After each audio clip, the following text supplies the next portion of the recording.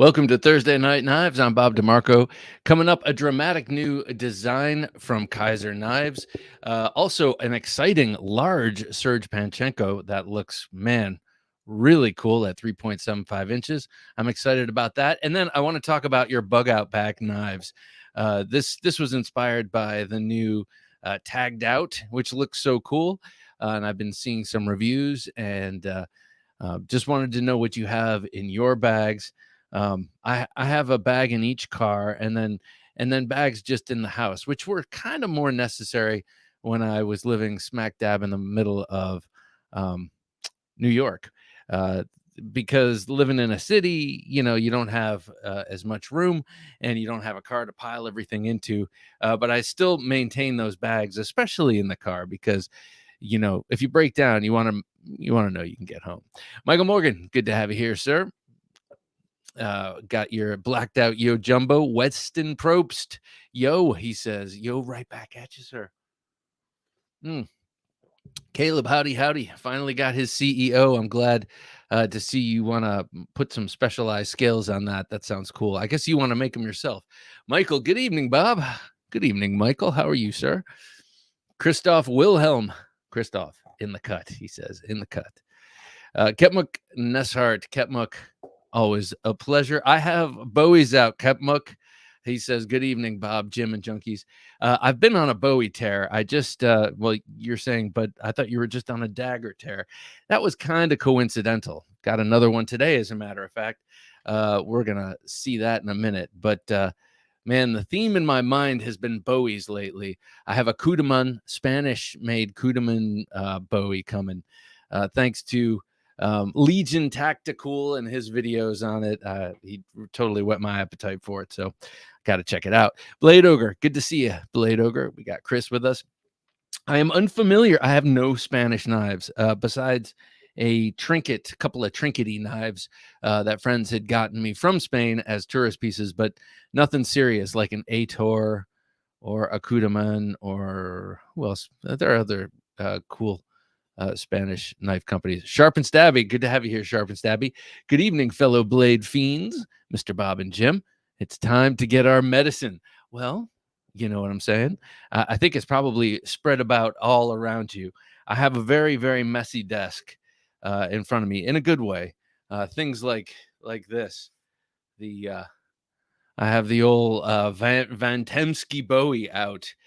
So all my Bowies, basically, I have out. A couple of daggers because they're new, and I'm in honeymoon phases with two of them. My Bob knife, my bug out bag knife is the BK9. That's a great knife. And the go bag to get to my bug out bag is the K-Bar Combat knife. That's a great choice. And, with K-Bar, here's my K-Bar. This is one that was released in the early 90s, and it was released with the blueprints of the very original one. So this one has a sharpened swedge. I love that aspect. This is a great knife, but the modern ones are even better, if you ask me, except for the swedge, especially in terms of a bug out bag knife. And you can get them in the stacked leather, but you can also get them in different color polypropylene handles. You can even get it in the gray blade and canary blue handle of Space Force, which is, interesting. Cool knife, interesting color choice. I may have gone with a deeper blue myself. My knife style, good to have you here. I have a sweet dagger on the way. Yes. Oh, yes. Excellent. The Mike Erie, handmade with mammoth handle. Is this a push dagger? I was looking at a bunch of push daggers just released on GP Knives from him. Beautiful recurved double-edged push daggers with cool handles. Oh, yeah, that sounds great. Mr. VC, good to have you here, sir. Have a good one, everyone, he says. Mr. VC across the ocean, just waking up, having his morning coffee, and I'm just trying to wake up having my evening coffee. Weston says, I have a Tops Tex Creek. Oh, that's a nice knife. That was one of my backyard knives for a long time. Top Tex Creek in my EDC bag, and a Cold Steel Bushman in my Bugout bag. The Bushman, is that the folding one with the plunge lock? One of Andrew Demko's locks, or is the Bushman the thing that kind of is like a spear, has a hollowed out handle, but you can use it as a knife? I think it's one of those two. I might be wrong. CPM, good to have you here, CPM. First underground garage knife purchase was a success. Decepticon 1 acquired. Very nice. Underground garage knife purchase. I'd like to see what that looks like. Decepticon, man, I know what that looks like, and that's a crazy knife. Proof of concept knife, and beautiful at the same time. Hey, Byron, how you hey, Byron, how you doing, sir? As always, good to have you with us. Howdy, Bob, Jim, Junkies. Hope all are doing great this Thursday Night Knives. All hail the Queen. God save the King. Yes, indeed. I was going to mention that to all of our British friends and those around the world who followed her. Our condolences, my condolences for sure. You know, she was in power for 70 years. She served her nation. That's a long time. 70 years. Amazing. So rest in peace, Queen Elizabeth, and hope for the continued success of Great Britain. Blame Dexter, good to see you here. Blame Dexter, hello, he says. That's how I'm imagining you're saying that. Weston says the Space Force breacher tool is pretty cool. Yeah, I think when you have it in hand or see it in person, I bet it means something. I bet it feels better, because when I look at the polypropylene handles at all on the K-bars, I've never handled one. I've only handled the stacked leather and the black stacked leather that used to leave dye on your hands. But it just doesn't look substantial. I'm sure it is, but in pictures, it doesn't translate. So I think that blue, the Space Force blue in hand and really looking at it and feeling it is probably pretty awesome. Steel Ovan, good to have you here. Yellow Fellows, he says. Lots of clip points around me. Another rest in peace, though. This is not a clip point here. This is my Randall Adventure Training. This is my Artac 2, and I just wanted to mention that Mike Perrin, one of the founders of Randall's Adventure Training and Essie knives, just passed away, and so I wanted to say rest in peace to him as well. Seems interesting how people tend to, I'm not actually thinking about the knife industry, though we lost a number of people over the past year in the knife industry, but it's interesting how deaths tend to clump in different industries. But anyway, rest in peace, Mike Perrin, founder of SE Knives. And I got to say, these things are amazing. This Artac 2, I was speaking with Joe Flowers last night, who's going to be an upcoming interview on the podcast, and he was talking about him, and actually he died after we had our conversation, but he was speaking very, very highly of him and his knife designs and such. Christopher Wilhelm says, well, in my bag it's a big reduction, a BK10. That's a sweet knife, man. Anything that starts with BK, I'm convinced, I'm sold, basically. Though I have none currently. I owned for a short period of time a BK. I don't know the number, but it had an upswept blade. Almost looked like a little Persian blade, but it wasn't little. It was a hunk, just like any other BK. But it was early. This was in the I don't know. This was in like 2005 or 6 or something like that. And I ended up giving it away to someone to whom I had a small debt. And so I was like, you want this knife? And I'm like, yeah, sure. So there you go. That worked out pretty well. Mr. VC says, got Terava Scramus. Oh, in different sizes in about every bug out bag I own. Now, I think I know which knife this is. There was a Scramasax assorted design that came out, a survival knife, came out a couple of years ago, and it had like a handle and a half. It had a really big handle, if I remember correctly, and it was aimed at kind of the survival knife market. And I think that might be what you're talking about. But I haven't seen or heard about those in a minute, so I'm not sure. This, by the way, this Artac 2 10-inch blade, full flat ground, beautiful drop point, just an awesome knife with micarta handle scales.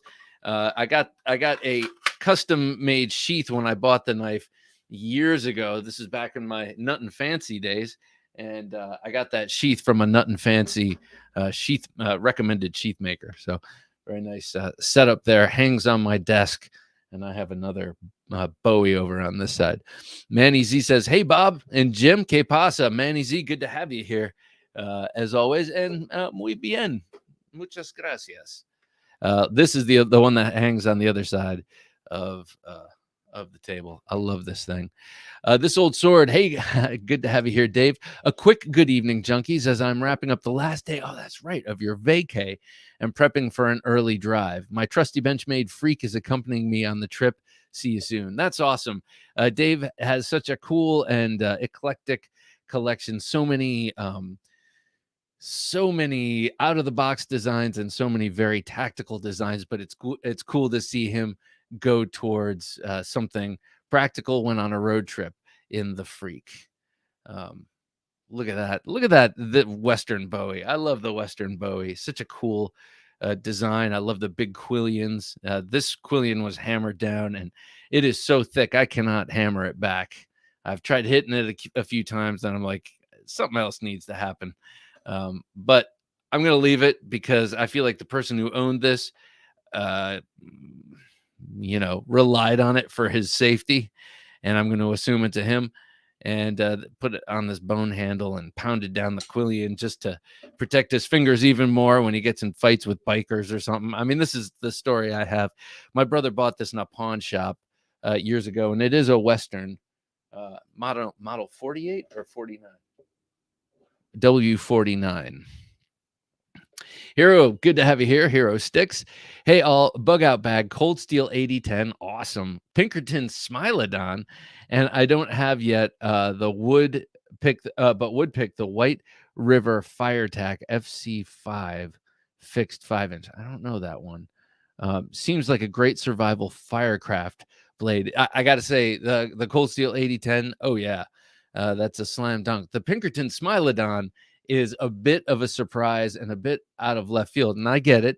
You're going to want to protect yourself in a survival situation. But I imagined something larger and less, I don't want to say precious, but, but then again, if you're going out and you're going out and surviving and living out of your backpack, why not bring your best? Why not? Sharpest Davy says, Joe Flowers, he is a nut. He seems to be one of the nicest people you'll ever meet. Looking forward to that one. He really is, man. I really enjoyed hanging out with him, and we got a little interview extra and stuff. But I really enjoyed my time talking with him. He was so nice and knowledgeable and funny, and has some interesting experiences down there living off the land in the Amazon.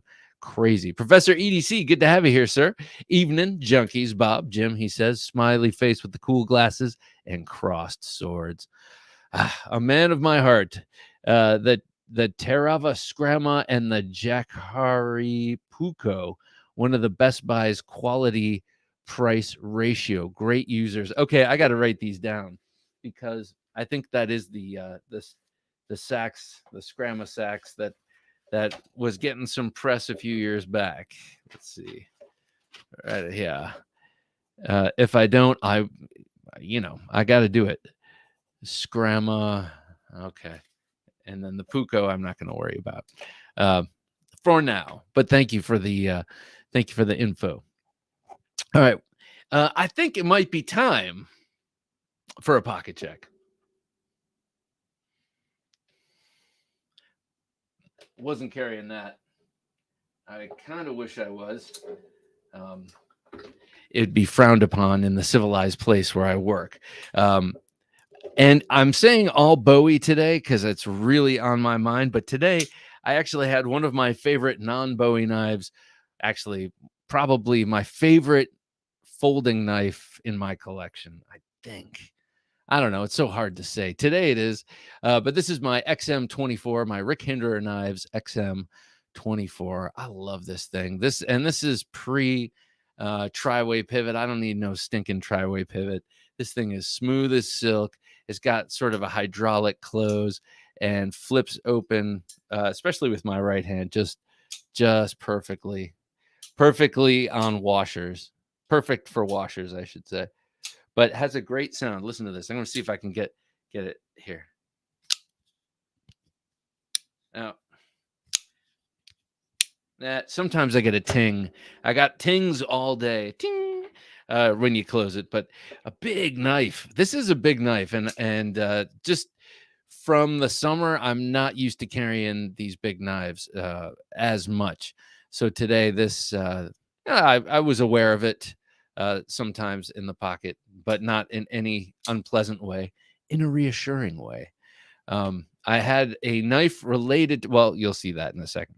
Next, I had a lot on me today. Next on me today, I had the new, and this is kind of a state of the collection thing, actually. The new Jack Wolf Knives Benny's clip. And this thing is awesome, and I use it a lot. It's a perfect size. The blade is what is it? 1, 2, yeah, it's 3 1/8, I think, long, and it is a perfect size for I found today for just being in the kitchen at work, and I was hoping someone would see it and comment, and no one did. But it's a pride of ownership kind of knife, definitely. And one thing, I did rub oil in this and got that black micarta nice and rich, and then put it in the and then rubbed off the excess, and then ended up putting it back in the leather slip, the beautifully the always supplied and really nice supple leather slip, and that rubbed off the or sucked out, I guess I should say, the oil from the micarta. So it'll take a while. I want my micarta on these knives eventually to all get nice and dark. Jay McConnell, good to have you here. Evening, Bob and Jim. I've got the Falkniven S1 in the Get Home bag, and the Samuel Lurquin War Dog. Oh, very nice. 2.0 in the other. Excuse me. Can't decide between survival and tactical, so I'm straddling the line. I think you have to. You have to have something, really. Okay, so what does it mean? You could use anything in a tactical situation, but if you're talking about fighting, you want something light and not too long. But if you're talking about camping and chopping and survival, you might want something a little longer and something a little heavier and beefier to be chopping stuff down. So yeah, you straddling that line is going to take a little bit of work. JN, good to have you here, JN. You just crossed my mind earlier today. Your snow logo. What up, Bob? What up, Jim? What up, y'all? Knife foos. A good evening to you all. Good evening to you, sir. We're doing a pocket check, and it seems like I carried an awful lot today. Well, I guess just 4 kind of, and then maybe a little bit more. But let me just finish with the Jack Wolf, the Benny's clip. It is a really unique clip point design. I really love it. I love his take on the Lanny's clip and the size of this sucker, and the strength of the spring, and the joy of opening and closing it, and using it. This is the first this is the first one that's not a full height hollow grind, but it is still incredibly wickedly sharp with a hollow grind there. An awesome fit and finish like all the others, and I just love this thing. So been carrying it nonstop, as you might imagine, as one does, as they say. Okay, so next up, for emotional support, I had the asymmetrical from well, I'm sorry, it's the asymmetrical contact by Beyond EDC. Okay, Beyond EDC is the parent company. They have asymmetrical, they have Terravantium, that's the Terra Mundi, That's the high end. This is the middle end, and then they have the other end, beyond EDC, I guess they call it. But this is a Dirk Pinkerton design all day long. I love this design. It's a very nicely executed and quite light frame lock, a titanium frame lock on bearings. Look at the beauty of this Wharncliffe blade, much like the beauty of the Hinderer Wharncliffe blade. I really love both of them. I think they have the perfect tip angle for a Wharncliffe, in my estimation. You're to my eye. I love that that sweep. It's what is it? We tried this the other day. It's a little less than 40. Well, what is that? What would you say that is? 35% angle. I don't know. We'll have to figure this out. Or degree angle percent. See, there you go. That just shows you how much I know. But looking at it, my eye can tell. I know it when I see it, and that is the perfect Wharncliffe. And both of them, they're just both beautiful. And I ordinarily would be ashamed of walking around with the same blade shape, especially even the same blade angles. But I wasn't really thinking when I left the house. So this is what I ended up with proudly. I got to show you something great about this. First of all, Dirk Pinkerton is awesome. His designs are awesome. His custom knife making skills are really extremely good. And I just dig his designs.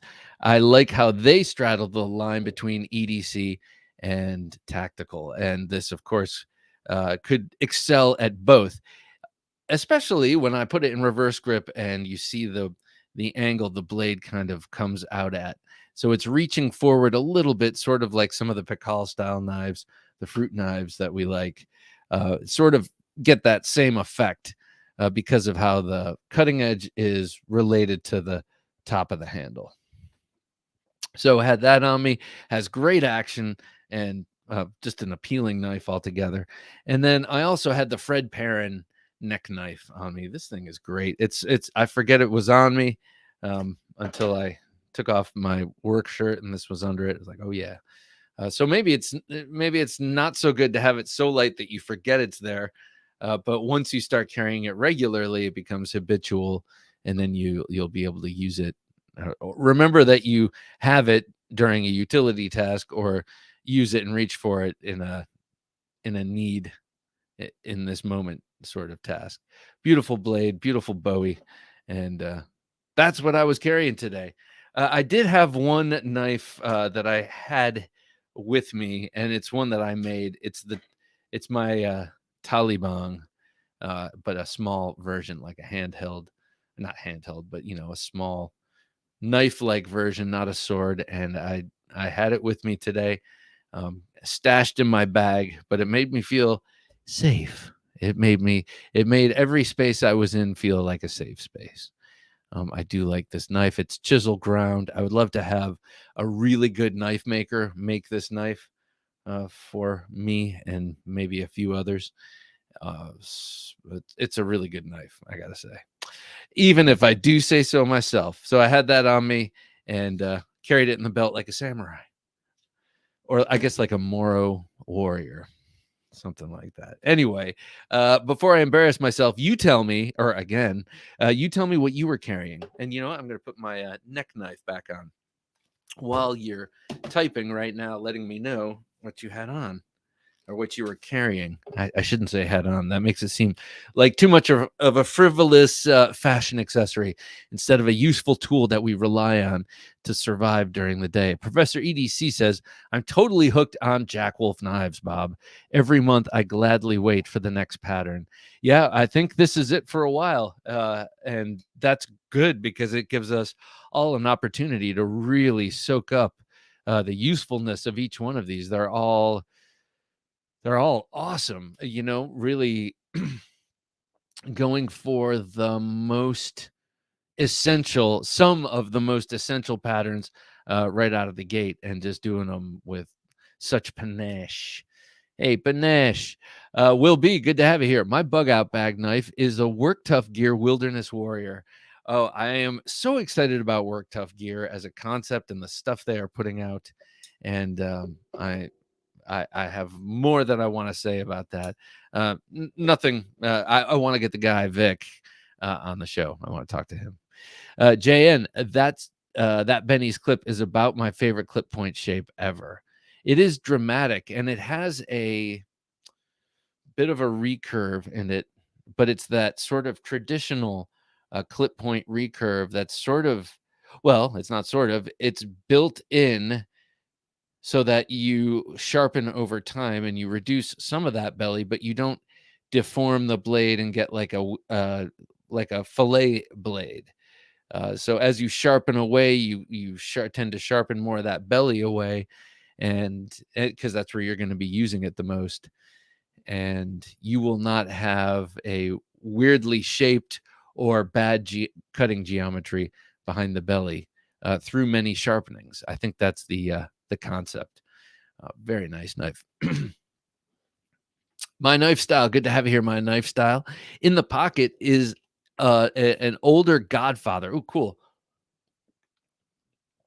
With Earth, Peter Kellett anodizing, and a Kiku, Matsuda hand ground blade. Kiku Matsuda. So is he the guy who designed a couple of the really cool Benchmades at one point? That were recurve Tontos. Seam fitting, just bought another similar with G10 inlays and Jazz PK Anno. Very nice. Very nice. That older Godfather sounds nice too. The Kiku Matsuda, I think I might know who that is. Caleb Townsend says, today I carried a Deadlock Model C.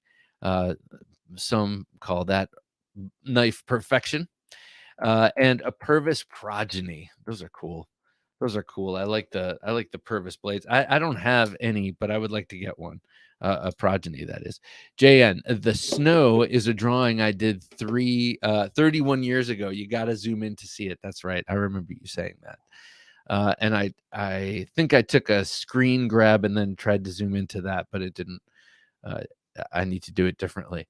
Blade Ogre says, we'll buy one of those Benny's clips next Friday for my first Jack Wolf knife. That's awesome. That's awesome. It is so worth it. You will love it and you'll have it forever. Well, I said you could have it you could use it forever or for a long time. I don't know if you'll have it forever. You might ride the subway and pull out your phone and it comes out with your phone and it drops and it hits the tracks. And then it gets run over. Who knows? Chris Wilhelm. Oh my God. I hope that doesn't happen. Don't even go to New York and it won't. Christopher Wilhelm says PF Havrog and Kvist PE2. I know what that is. What's the Havrog? Petrified Fish Havrog. That is a cool knife. The one that I saw, I think, was in blue denim that Jared reviewed, blue denim, and that really cool blade shape. It almost reminds me of a modern interpretation of a spay blade. And Professor EDC says, carried the Red Horse Hellraiser. I need to kind of get one of those in my life, just without the speed holes in the blade. And JWK and Jack Wolf Knives, Benny's Clip, Arctic Ice Fat Carbon. Oof. Yeah, those fat carbons are, man alive, those are nice. Shane Gables, hello, beautiful people. Hello, Shane. Shane, well, I'll let you say, Shane, but good to have you here and good. Thank you for your response. Never Enough Knives 007. Today was the off-grid Cayman XL, which I have right here. Seeing as it's a Bowie night, the Copus Elvia, I love mine, and the Manix XL, very cool, and the Swiss Army Knife Tinker. This and the Manix 2 big folders together, 2 4-inch. One like a barong, one like a Bowie. Oh, I love this thing. This is this would be a cool one for off-grid knives to make a 6 or 7-inch fixed blade out of. Don't you think? I think that'd be cool. I would get one for sure. Blade Ogre says, carrying the Benchmade Grittilion 20 CV. a tagged out. How do you like the tagged out? That blade just looks so good to me. The shape of that Bowie just looks so good to me. The Medford Praetorian Swift, so that's an automatic. Hinderer XM18, that's the recurve. Is that the recurve? I should say. The Viper Hug, the Pena Bronco Benny's clip blade, and the ASK American Service Knife. That is the Medford one, and the GEC Stockyard Whittler. I love that Stockyard Whittler. All very nice. The Benchmade Grittilion 20 CV. I would love to get just after I get the tagged out. I do want to get that tagged out. 154 cm blade steel. I love. And it's that thin ground clip point with a long clip. I love that. And then the handles. That's the one thing. It's the cheap handles. And we all know that there's going to be a whole cottage industry around new scales for that knife. And so do I go now and get it with the orange handles and enjoy that for a while? Like I did the blue cheesy handle or the blue plastic handles on the Bugout and then trade up, or do I just wait? But it seems like kind of a moral imperative to get the knife because it's so good looking to me. It's 3.5 inches. It's thin. It's light. It's USA made, and it's a Bowie. And tonight's a Bowie night. Byron Kennedy says carried today was an off-grid all-day Necker and a Max Ace Goliath V2 folding Bowie. That is a nice Bowie, 4.3 inches. And it is beautiful. It is a beautiful looking knife. Full-size Ritter Hogue today, says Michael Morgan. Very nice, Michael. You'll get only love from me about that. So wait, let me show you something. We have a knife giveaway coming up. Gentleman Junkie giveaway coming up. And I want to show you what that knife is. Start teasing it. Or not teasing it, just show it off. Sometimes I forget to do that, but I want to show this. Mr. VC says, we'll go to the shooting range today. So it's going to be the Protect Terzuola ATCF. Very nice. The Jack Wolf Knives Midnight Jack and the Christensen Knives Maverick S. Excuse me, and my Leatherman Mutt. Man, that's classy carry, sir. Man, that's nice. It's kind of James Bondy. I mean, like, you're gonna roll up in your Aston Martin. That's pretty cool. Go, nice carry, sir. So this is what we're doing. The Bulldozer, such a cool knife from Concept Knives. I got one recently. Love it. So I got this is the canvas micarta, the natural canvas micarta, and this is the Gentleman Junkie knife giveaway. Very good cutting. What do you call it? Geometry. Great slicer. Very thin and cutty, but it's got a decent stock thickness, but fully flat ground and very, it just whizzes through cardboard. Very comfortable, neutral handle. I'm getting mine to get somewhat funky, which I like. And it's got a smaller than usual lanyard hole, excellent lock bar axis, and great action. This one's a little, well, yeah, no, I'm not going to blame the knife.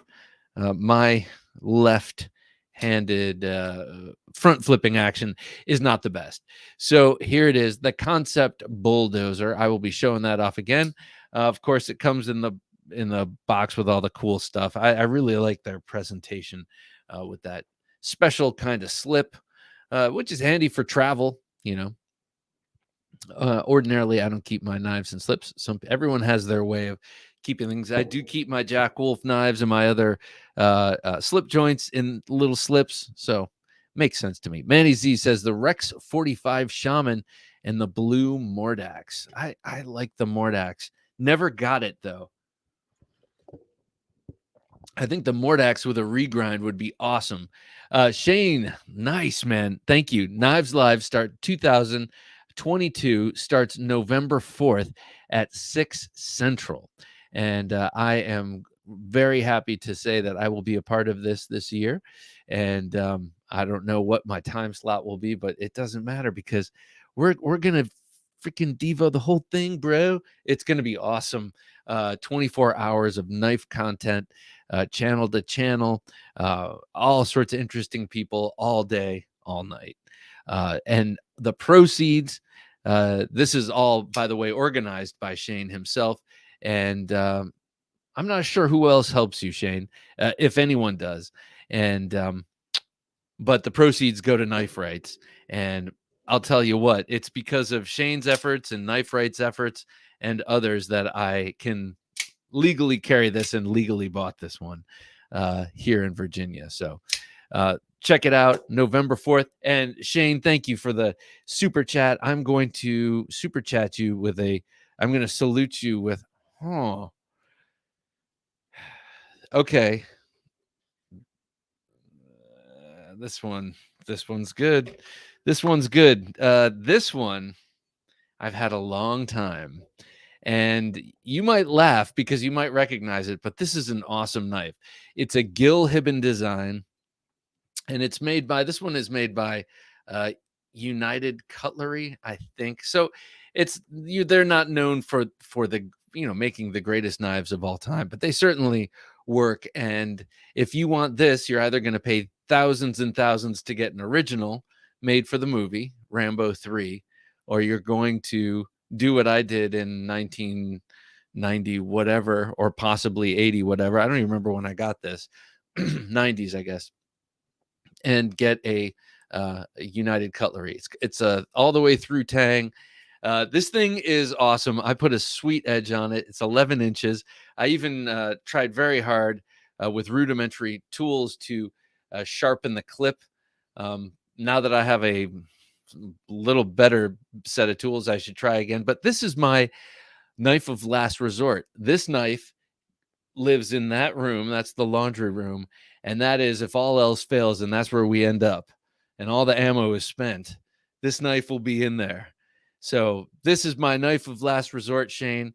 And it's a sweet Bowie designed by Gill Hibben, an awesome dude, for Rambo, an awesome dude. And this is for you, Shane, an awesome dude. Thank you, sir. Look at that. All right. The Rambo 3 Bowie and Shane Gables, ladies and gentlemen, a match made in heaven. Thank you so much. And remember, November 4th, 2022, it will be 24 hours of knife content, all going to, with proceeds going to Knife Rights. Max the Maker, good to have you here, Max. On me this morning had the White River FC 3.5. That's nice. I like those White River knives. Oh, okay. Someone else mentioned a White River, and it may be this one, and I think I know which one. This is the one with the bear on it, right? And the Kaiser swayback. After lunch, I removed the FC 3.5 and added the tactile turn fairway pen for a trip to the DMV, ice cream shop, bank, and thrift store. Very nice. Kept the swayback, presumably, just in case any cutting tasks come up. Carried my Yo Jumbo today. Love the Yo Jumbo. Shane, how do you feel about the 5x5 openers that you can get for the various? It's like a wave opener that you can attach to your Yo Jimbo, your Yo Jumbo, and a couple of other Spydercos. They're pretty cool, especially on the Yo Jimbo. Curious what you think about the Yo Jumbo version, or if you have any thoughts. Oh man, I just cruise through coffee like it's. Kepmuk says, today I've got a bear from Bear Forest Knives, LT Wright Maverick Colt, and a Wesson Allman and Buck Saunter. These are all like, this is an esoteric carry today. Like, or maybe it's not. Maybe it's just outside my recognition. I know LT Wright, but I'm not sure what the Maverick Colt is. I know Wesson Designs, but I'm not sure what the Allman is. Wesson's kind of a hipster brand, kind of an under the radar hipster brand, right? And then that Buck, the Buck Saunter, that's the real little one. See, I just outside my range of understanding. Jay McConnell says, this week I've been carrying the Buck 110. I get that. I shouldn't put it that way, but that is within my realm of understanding. As my penance, wait, okay, let me start from the top. This week, says Jay McConnell, I've been carrying a buck 110 as my penance, along with a GEC 68. Deepened my reverence for the 110, but steadied my resolve on the hot take. Wait. So penance.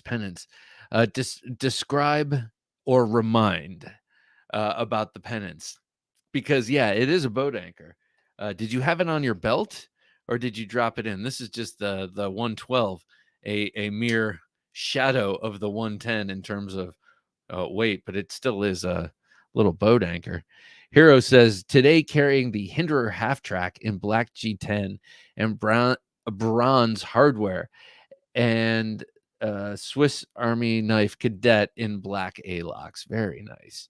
I do love the cadet. I lament my cadet's missingness. Will be my carry today was the Grimsmo Norseman. Oh, well. Oh, well. The Spider Coast Smock, the Kaiser Big Lighter XL, the Big Lighter XL, the Kaiser Mini Sheepdog, the Artisan Cutlery Sea Snake. I love that in Scout carry, and the Olight Baton. Yeah, very nice carry. The Mini Sheepdog is also one I've been eyeing up. Artisan Sea Snake, that's Emler's design. I love that. And the Kaiser Big Lighter XL. And now I'm going to get a chance, thanks to Mr. VC, to check out what a Norseman is like. So very nice carry, Will. Steel Ovan says, toting the old arch nemesis today. Man, what a bunch of aristocrats we have watching this show. I love it. I love the arch nemesis. One of those perfect knives, a grail knife for sure. An arch nemesis in one hand and a Charles Marlowe squale or anything else in the other. And that's all I need in terms of folding grails. 9198 David, good to have you here, sir. Oh, unfortunately heading back to the office right now, but carrying my PM2 and in XHP and off-grid Scorpion in M390. Awesome. The off-grid Scorpion, great knife. And the PM2 and XHP. I love XHP. David, are you an XHP fan? Obviously you are, because a specialized PM2 comes in every single blade steel. So, why would you choose XHP if it weren't a favorite? But I just passed up an opportunity to get a 4-inch serrated Talwar XHP, but it was $155, and I sold my version of that years ago for $60, and now I'm hacked about it. So though I really want that thing back in my collection. Anyway, long for saying I do like XHP steel quite a bit. Professor EDC. All right, guys, don't forget to hit that like button. It's the least we could do to thank all the work Bob and Jim put in. Hey, I couldn't agree more. Thank you, Professor EDC. I agree. Hit the like button. It takes 2 seconds. Chris Spanks, good to have you here, Chris. Someone please tell me the Evo 3 is coming. Ooh, that would be nice. That would be nice. It would be nice, but again, unless some trusting friend sends me one to check out, I'm not going to have that, unfortunately. Anybody get in the pre-order for the Panchenko's new knife? Yeah, Jim, can you put that one up, actually? This is a beautiful looking knife, the Serge Panchenko Trisect. I love his designs and was always able to avoid them due to their size. But now he's making this utter beauty. Look at that blade. Look at that blade. That blade is absolutely beautiful. The handle, the inlay, everything. And that's 3.75 inches, that blade. At least according to Ben Schwartz over at Knife News. This thing is just, to me, that's one of those knives that I actually really do regret not being on the ball and not, getting in on. Not that I would. I don't know how much it costs. I'm sure it's more than I would want to pay anyway. But God, it is beautiful and unique, but the same but different, that kind of thing. I love it. I love it. Shane says, Bugout bag knives, Rat 7, and a cold steel click and cut. Oh, nice, for finer tasks and more. That's a great idea. And then get a couple of extra things of blades, but also have a strap so you can maintain the blades. one of my this one right here. This is, do you guys know Newfoundland Knife Company? I showed this knife off quite a bit when I got it. This is the red knife. This is in D2 blade steel, and really nicely contoured wooden handles, made by Millet Knives out in Idaho. Great OEM, and designed by Jonathan Stiles of Newfoundland Knives. And this thing is awesome, and it's perfect for bug out bag because it's high visibility. It's got this lashing point up front, and if you remove the handles, you've got lashing points all along. So if you need to make this, so if you need just a lanyard hole, you got one here to keep it, moored or tied to your wrist, or what have you. But if you need to lash it to a stick or something, you can take off the handle scales, and it's thin enough you can split a stick and put it through and use the holes and loop it in. And this thing cuts like mad. It is thin, but really robust D2 steel, and it's got a very thinly ground edge here. Um, Aesthetically, wasn't crazy about the red, but it's grown on me, and the value of it in terms of an outdoor tool and not getting lost and being high vis is not lost on me. Very nice measurement here. It's a 6-inch blade. It's kind of the perfect all-around size, and you can use it all day long. It's very comfortable. The caveat being, I've never used this all day long, but it feels like you could. I have used it all afternoon long, and then that worked out pretty well. Very nice blade, and I do like this bit right here where you can hold it for that chest pull grip. Where you see guys holding knives like this, and then going. I'm just not an outdoorsman like that, but I aspire to be one day. When I retire, that'd be cool. All right, I'm going to take all these knives out into the woods, and I'm going to survive with just these knives. Yeah, right. Sure, Jan. So yeah, this is one of my bug out bag knives. I really dig that one. Also, something new. This is going to go into the main house bug out, but Cold Steel Collector 808. I love your name, and it's a very auspicious name. Hola, everyone. Glad I made it tonight. Glad to have you here, sir. Just because of your name, I have to just show this off. I got this last week, and I know you saw it, but the taipan. After 25 or however many years, I'm much older than many of you, but after a very long time of desiring this knife, I got it. I don't know why I waited so long. I know it was very expensive for me for a lot of times, and it came in and out of different, more expensive steels and whatnot. This is VG10 Sanmai, and within my range for a dagger, and finally pulled the trigger. And the first one they sent to me was jacked up. The grind, they messed up the grind right here, and it was, instead of popping out like that, it was the sharp edge was totally flat with the ricasso. And they tried to sell that. I was shocked at the quality control. And then they sent me this one, and it's perfect. Of course, I inspected it very closely many times, and it's perfect. So the other one, I'm hoping, I was ready to do a whole like GSM, has ruined Cold Steel, and I was like, just hold your horses and see what the next one's like, and it's absolutely incredible. So here you go, Cold Steel Collector. I just had to show off I was going to say my most recent Cold Steel acquisition, but accidentally, while I was ordering clothes that I need for work, this one ended up in my Amazon cart, and I pressed go before I meant to take it out. And it's this awesome little $30 dagger. It's the Counterattack 2. It is a chisel ground. I don't even know if you call it a chisel ground. It's almost like spoon ground, because on the flat side here, it goes in. And I think this is all designed to make a really ghastly, horrible sucking wound. I'll just say it the way it needs to be said, because I think that's what it is for. But it's such a nice little a neck knife. It also comes with a great little clip. This would be a great jammy knife or sweatpant knife.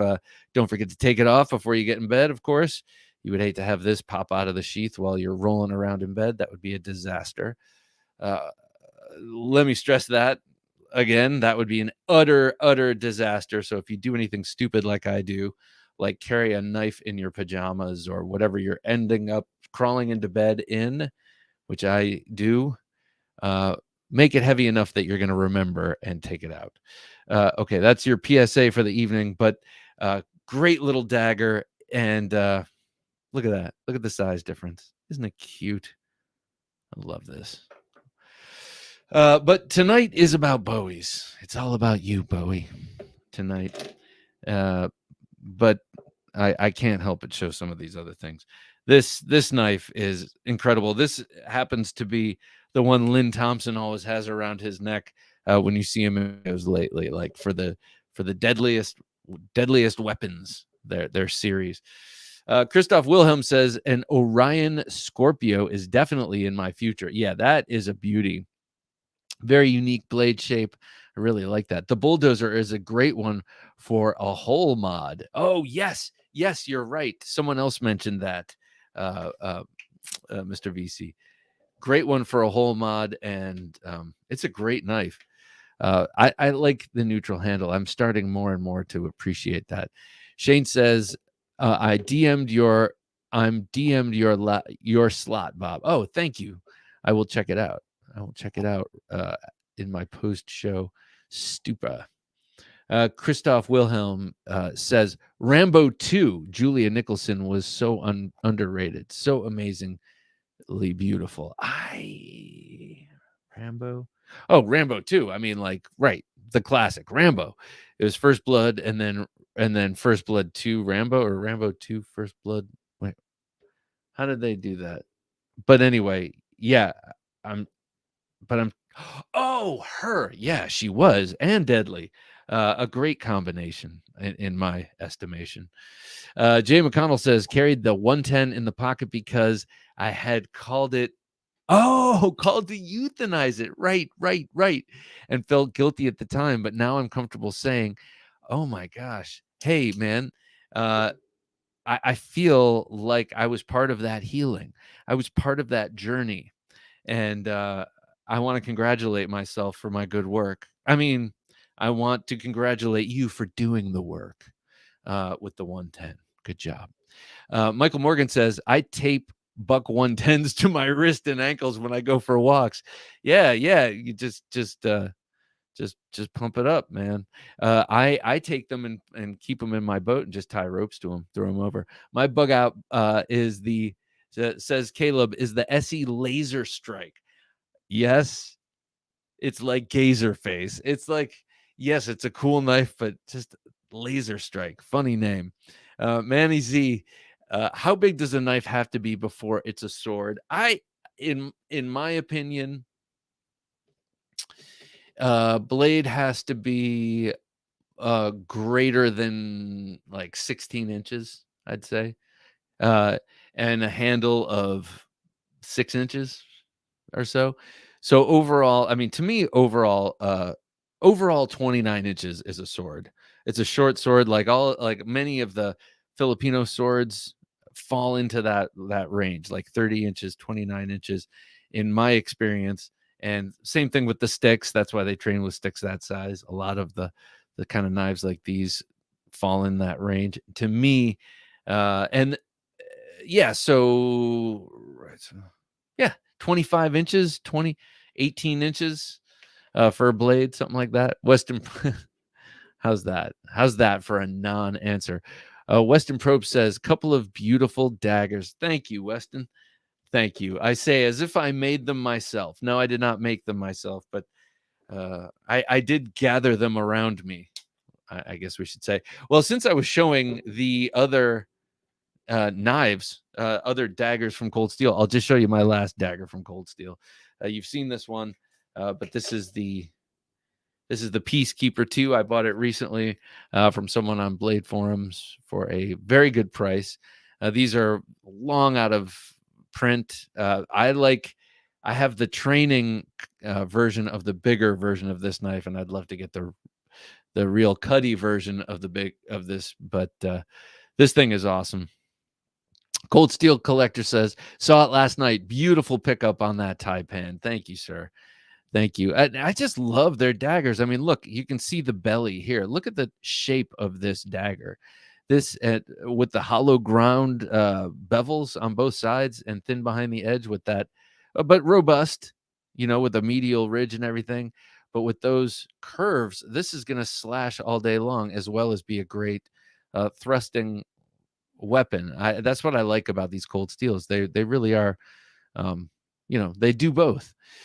Cold Steel Collector 808 says, I'm in the same boat. I've been waiting to pull the trigger on it, and I still can't figure out why, because it's so awesome. Well, yeah, you know what? I looked at it, and I'm like, it's right now on Amazon. That's where I got it. It was like $150 or something. I'm like, I'll spend like twice that on a folder without, not that it's that easy, but like without too much. Like it's not outrageous to me, and that's simply because the engineering. But these things are engineered well too. So at half the price of a folder, of a high-end folder, yeah, it's worth it. Just do it. Just do it. Your name begs you to. It really does. It is a very impressive knife and feels great in hand. I've told myself a million times, okay, the taipan is next. Then I get something else instead. Always Cold Steel, of course. What do you think of the new signature series leather neck with the extra long Bowie blade? I have an opinion on it, but let me hear yours first. And put signature series in the answer so I remember, because at this hour I tend to be a little flaky. You may have noticed. I don't know if you remember my old YouTube name. It was High Class Knives Hawaii. Yes, I do believe I do remember you. Cold Steel Knife Collector. When did you make that change? Curious. Hero Stick says, hey, Bob, I think I'm going to buy a Finch Buffalo Tooth, and noted their most expensive knife yet. I'm wondering if you thought the price jump increased the quality in a tangible way. I can't say that it increased the quality. There is more of it. It is a more massive object. So there are more materials going into it. But one thing I have noticed is it's my favorite. I'm in love with that knife. And I've commented on how much I love the wood handled one personally. I love jigging. I love titanium, but that one's not for me necessarily. And I also love abalone, but not that much abalone, and not on that knife. But to me personally, to my eye, but the wood is just stunning to me, and it taps something to me. It looks like it really looks like a classic gentleman's knife. So I don't know. I'd say yes. Obviously, I guess I have to say yes. I'd say get it.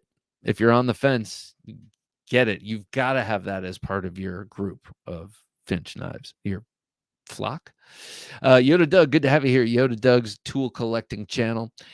Got the new Warncliffe XHP PM2.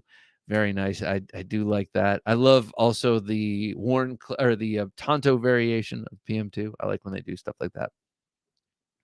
With some micarta fish scaled scales from, very nice, from Cutlery Shop this morning in the mail.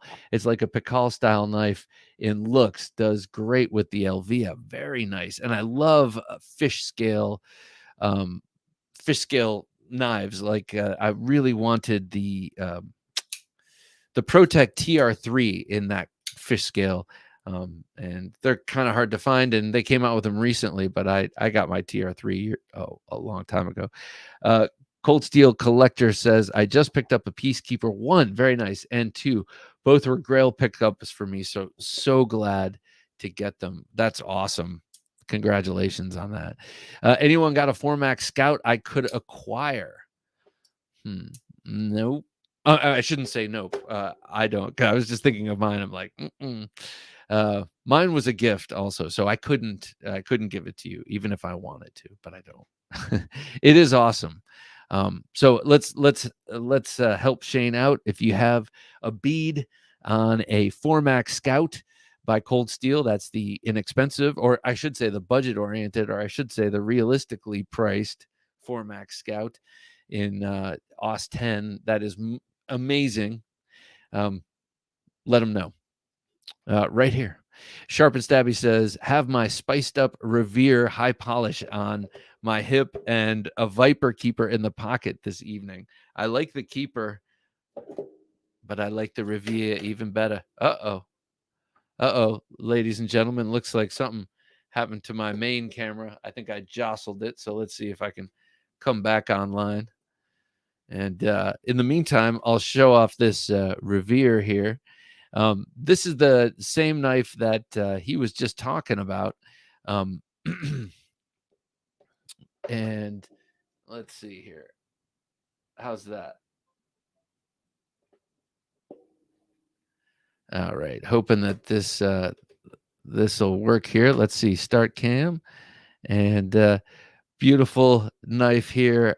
I am gonna, let's see, turn on this webcam right here. Let's see. There I am. All right, let's see if this works. Jim, am I back? Looks like I'm back. Okay, sorry about that. Obviously, another part of the whole setup that needs to be replaced. I'm not going to put my hand near there. But he was talking about Sharp and Stabby was talking about the Revere. I can't help but say that it's the Revere. And this is the knife, and he put a polish on his, a high polish, or did yours come high polished? This is such an awesome, beautiful knife, very thin, and he's a master smith as well.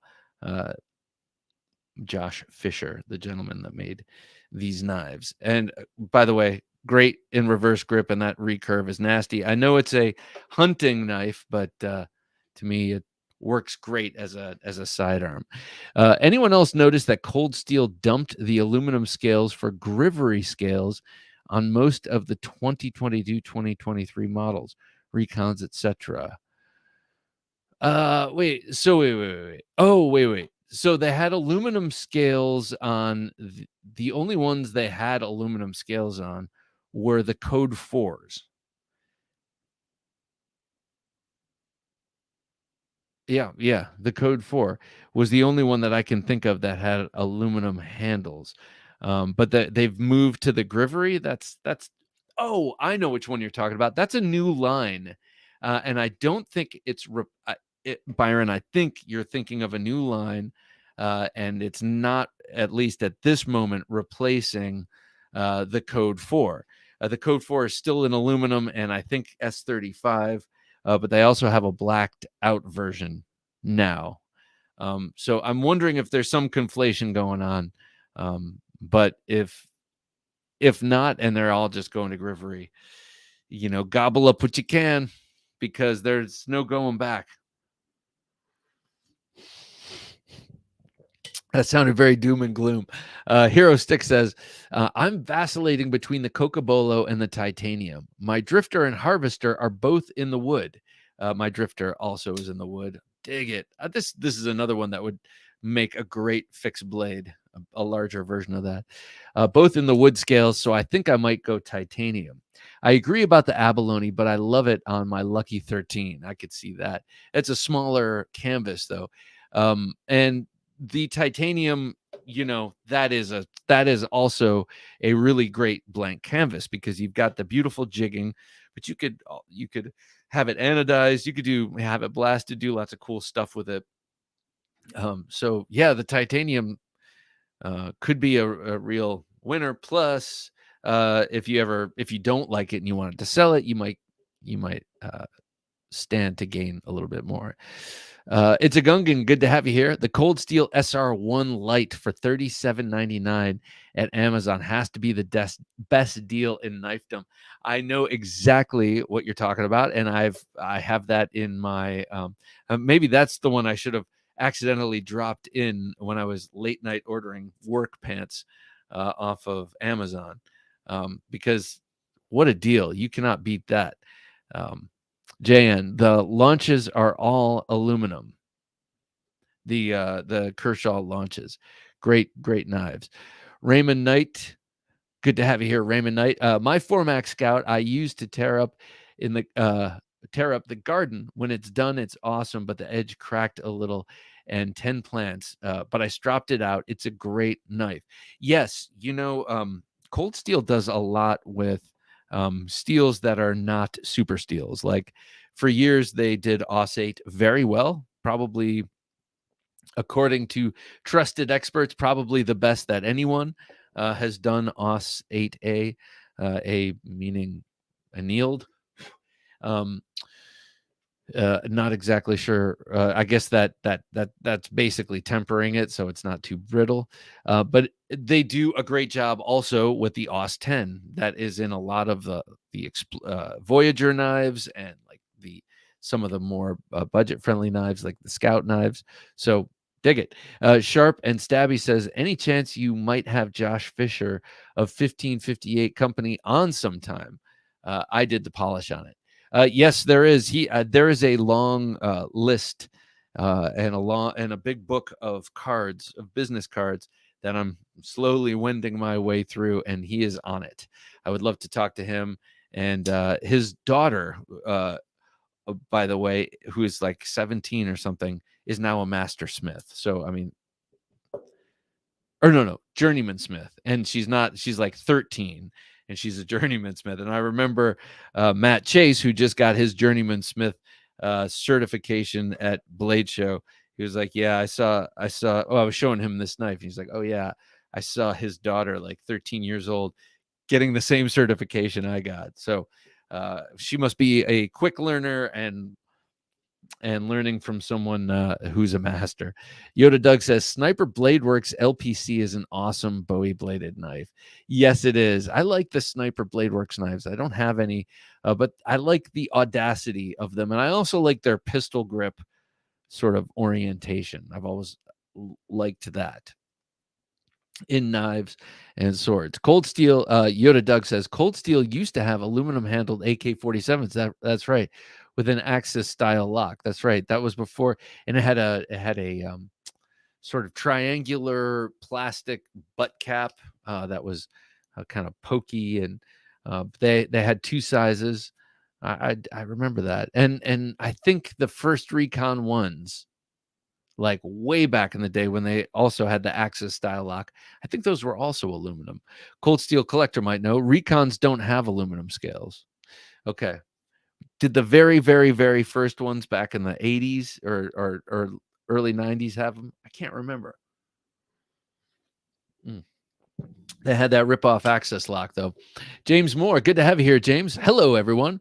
I think I'm getting here a little late. Did I miss anything? You missed so much, my man. But you will catch up. This is I'm just talking about Bowies because I have a Bowie incoming. I also have a Topps Lacey Zabo Express double edge coming, which I'm very excited about.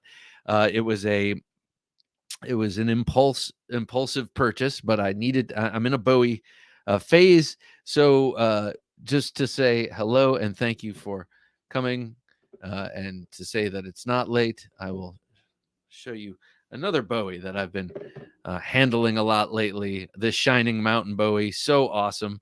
And this is Bark River Knives, big beast of a knife. Kepmook Nesshart borrowed this knife and took it out and showed it a good time in the wilderness, something I just can't do for it right now. But I'm glad that he could show it a good time. And he sent me pictures. It was so humiliating. I'm just kidding. Cold Steel Collector 808 says, someone sell me a Recon 1 XL. Oh, what? You mean like this Recon 1 XL? Just kidding. I just had to pull this one out because it's Bowie night. And I love this thing. I'm so glad. I'm not. That is not me gloating. I was gonna say I'm so glad I scored this, but that sounds really rude right after you said that. I don't mean it like that. Best of luck in finding one. You will find one. They are out there, and they are not all going to stay where they are. James Moore says, Bob, I have a spectacular knife arriving tomorrow. Ooh, I'm sure you will be seeing it soon. Oh, I can't wait to see what it is. It will be exquisite. Keep your eye on James's Instagram tomorrow. Tomorrow afternoon. Let's presume it's coming in the afternoon. I don't know where mail comes where you live, but I'm sure it's not early. So afternoon, check out his site. I'm sure it will be a sight to behold, or not his site, but his his IG page. Oh God. It's a Gungan says, God, I wish I had picked up the Recon XL when they were available. I'm sorry, I was just showing it off here. Well, these are still available, and how cool are these? I mean, don't you want a modern day Navaja? Doesn't everyone want a modern day Navaja? And I don't have Miguel Barbudo money for an authentic Spanish modern day Navaja in this size. So Cold Steel fills that gap for me. And usually you see me pulling out the fancy ones with the aluminum bolsters and the polished G10. But tonight I decided to go a little bit more practical. This is the kind that you carries a little more easily, and you might be more apt to take with you on that walk with the dog. That beautiful Cold Steel Espada. I love that thing. Hero says, I know the little blades are not always your thing, Bob. That's not true. But I do love the Kaiser Urban Bowie. Oh, yeah. Very small, and also a Pinkerton design. Very small, amazing action for the price point, and an awesome blade shape.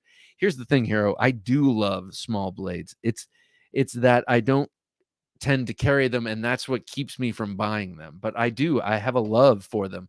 Like this little sucker is so nice. And I always like to talk about the weapony nature of knives and things like that. Well, these little things are too. That all of them. So it's not that it's not that it's further away from a big scary knife. It's just that I just tend to, when I started carrying folders, they were 4 inches, and that's what most knives were, and that's what I've always stuck with. Kind of like the boot cut jeans I still wear. What can I say? You can't change my stripes. I'm not gonna wear no skinny jeans. I am wearing some less dated ones lately, but Hero Stick says, I know it's way out and not quite the same shebang. Wait. I know it's way out and not the same shebang as Blade Show, but anyone going to Blade Show West? Oh, that's a shebang I would definitely like to attend. That's in October. And then we just had I wasn't there, but we in the knife world just had the gathering in Las Vegas. Was that all last week or last weekend? Oh man. Okay, so Shane is what's the word? Emphatic with the all caps. Bob, I feel unstoppable walking around with the Yojumbo in one pocket and a Contigo in the other. Ooh, that is a nice combo. That is a good combo. Those are two great knives, and I always thought the Contigo was deceptively slicey and deceptively nasty on the edge, because everything about it seemed real big, but it was so thin and slicey. I don't know. Something about the blade was shockingly sharp to me. Maybe because I was kind of thought of the 940 as kind of not that sharp. Not like the Contigo. Geometry wise, $395, cheapest I've seen, the Recon XL. My wife would kill me if I paid that much. Jeez, man. Wow. $395. That's insane. Nope. Not going to do it. Mr. Greg T, I can't seem. I know you weren't offering that, but I thought, if someone's paying that, well, excuse me, but I would regret that. Mr. Greg T, good to have you here, Mr. Greg T. I can't quite seem to figure out my turn off to sub. Okay, I can't quite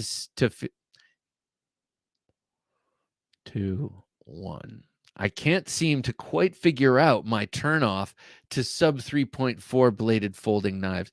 I know. There are a lot of them. There are some exceptions. The Yojimbo at 3.25 is one of them. This Dirk Pinkerton Contact by Asymmetrical is another 3.25-inch knife that I could easily EDC, without feeling. It's not an inadequacy thing. It's just what you're comfortable with and what you're used to. But yeah, I'm with you. Mostly like 3.4 is like noticeably smaller than 3.5, but still, here's another one that I like down here in this range at 3.25 blade inches is the Kaiser Pelican. That's designed by K. Max Rom, French designer Jonathan Renaudin. We've had him on the show. Very interesting guy. I love his designs. He's also the guy who designed the concept Preta 2. This one right here. This is 3.5, so no question. But with these 3.25, they have to be special to me to want to go to that size. Christoph Wilhelm says, "Hey, GSM, can you keep them centered?" Oh, snap. I heard that. Can you keep them centered? So, Christoph, what knife have you had? Look at that. Such a beautiful knife.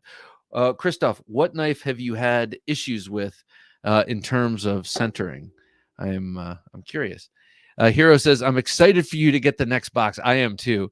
There are some cool little knives in it. Oh, cool. Awesome. See, Hero, I like that you send me things that are outside of my wheelhouse, that term, but Dion says, "I wish Cold Steel would." Hey, Dion Page, nice to have you here as always. "I wish Cold Steel would make an XL Immortal." Yeah, that would be badass. That knife did not get the traction it deserved. A monster Gladius blade like the Espada would be killer.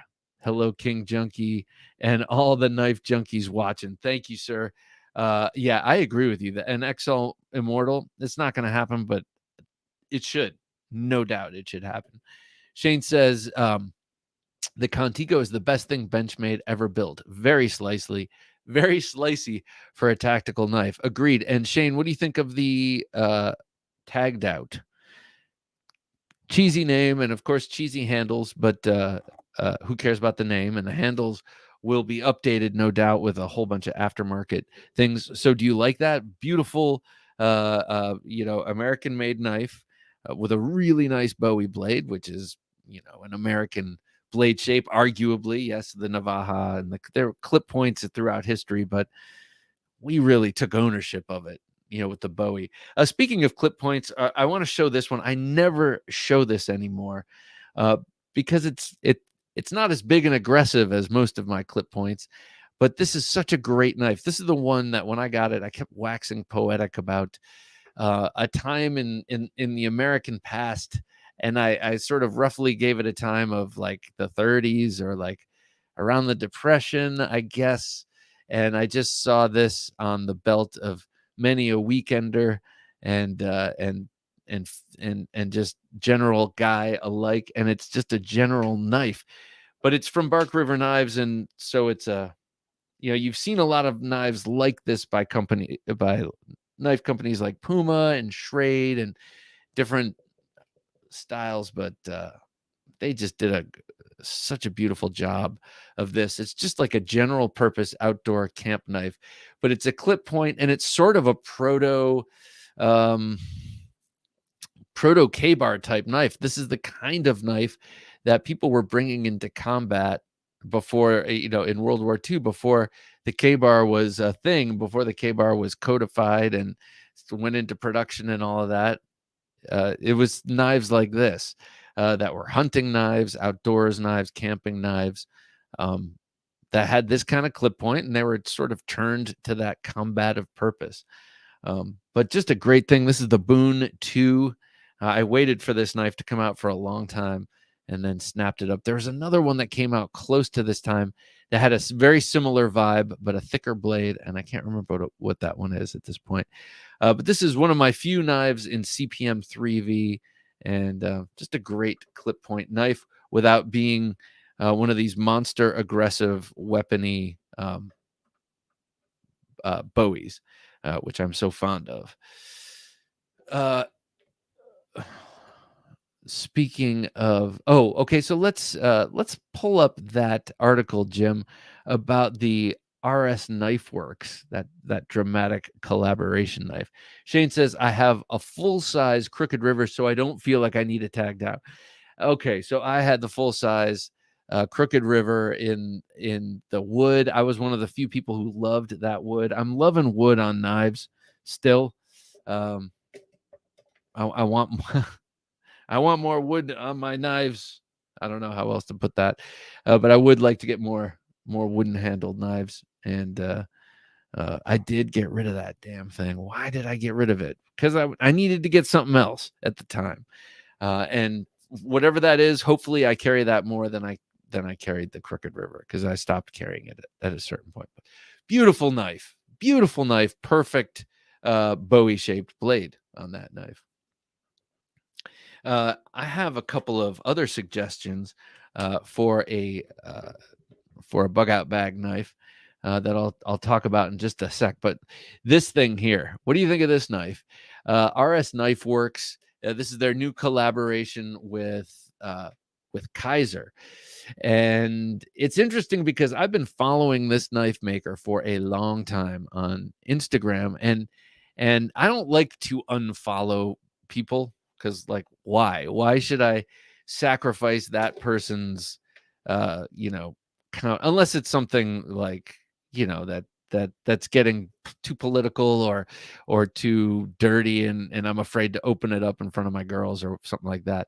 I'll unfollow stuff like that. But I've this knife maker I've been watching, and I'm like, man, these designs are audacious. Not for me, but I like that someone's making them.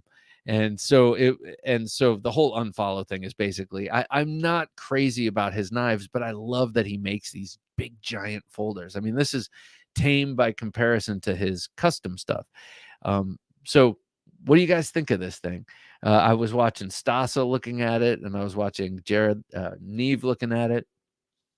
And it is interesting. It's kind of cool to see that kind of milling in canvas micarta. We don't see it like that too much. And I think it's because, well, canvas micarta has a thicker weave, or a looser weave, I guess I should say. So if you're getting too small and too intricate with your milling in that material, it's more likely to fray along all of those tiny little micro edges of cutting out jimping and stuff like that. But I'm sure they have that on lockdown, and it's interesting. It's audacious. I love a recurved Tonto, but it's just a little bit too much for me.